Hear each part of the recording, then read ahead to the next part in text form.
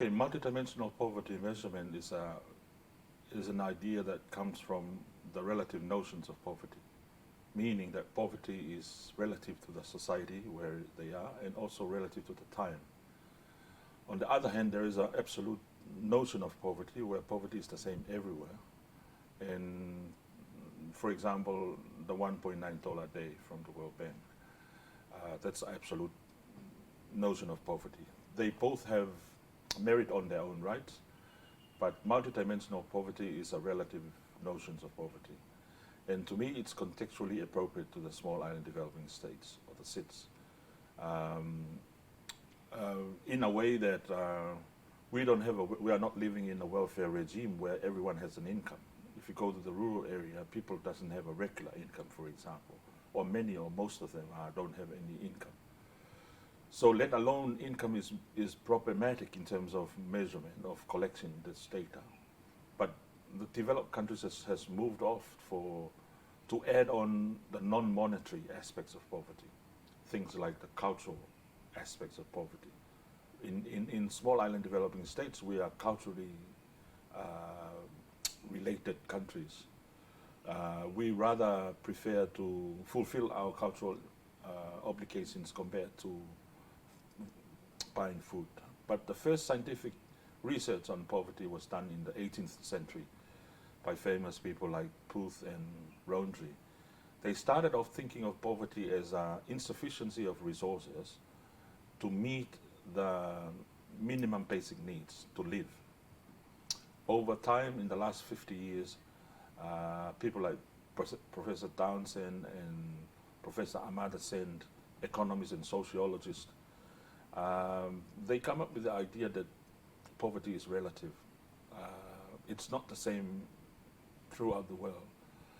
And that is very applicable, that poverty is experiencing people in South Africa is not the same as what we are experiencing here. We are not that chronically poor in terms of absolutist nature. And that absolutist measurement here in the Pacific, it's very, very small. In Tonga, for example, is only less than 3% of the people who are below the poverty threshold of $1.9 a day. However, there are people that are disadvantaged in some facets of life. Tonga is a small island state, but within this small state, there are small islands within them. And the kinds of poverty that are experienced is quite different. Some experience poverty to food, some experience poverty to education, to health. These are different dimensions of poverty that people are experiencing in a small island states. And it's a wider scope of poverty. And using a measurement that is multidimensional, you can identify poverty from its outcome of poverty. It's a direct measure. Compared to absolutists, it's a lack of resources, which they often refer to the money, is the cause of poverty.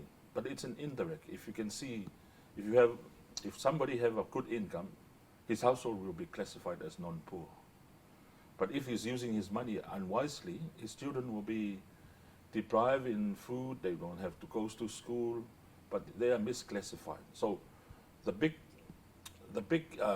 thing that I would like to say in terms of multidimensional poverty, it's very applicable and contextually appropriate for small island developing states. Not only that, but in our context, we are in a transition state, meaning that we're shifting from the era of the past years so things are changing. As society changes, poverty changes, the needs are changing.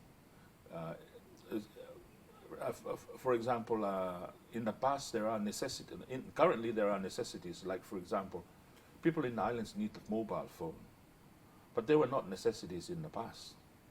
So the reason why my island needs a mobile phone is to call for emergencies. They live in an island of less than 40 households. They need to communicate. So in that manner, the method or the multidimensional aspects adapt the methodology, and it's robust enough to capture those needs, even they are changing.